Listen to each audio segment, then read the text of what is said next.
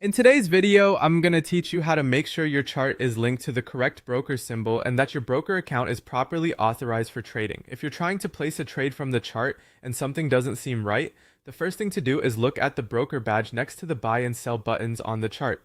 This badge is important because it tells you whether the chart is currently tied to a broker-supported instrument.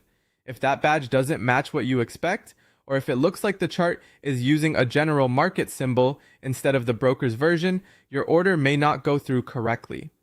So take a moment to confirm that the badge reflects the broker connection you intend to use.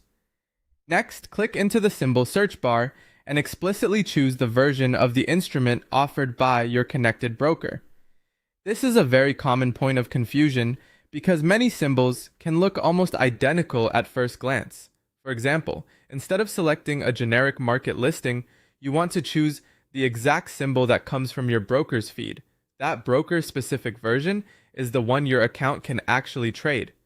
Being precise here matters because even if two symbols look the same, only one may be connected to your broker for live order placement. After that, open the trading panel and verify that your broker account is fully connected and authorized. You want to make sure the connection is active, stable, and properly signed in. If the account is disconnected, expired, or waiting on authorization, the platform may display data normally while still preventing you from placing trades. This is why checking the trading panel is such an important step. It confirms that the trading side of the platform is actually ready to use, not just the charting side. Finally, make sure your broker account has the proper authorization and available funds to trade that specific asset class. For instance, an account may be enabled for one market type but not another, such as equities instead of futures, or vice versa. In other cases, the permissions may be correct, but the account may not have enough available funds or margin to support the trade. If everything else looks correct and you're still unable to proceed, this is often the reason.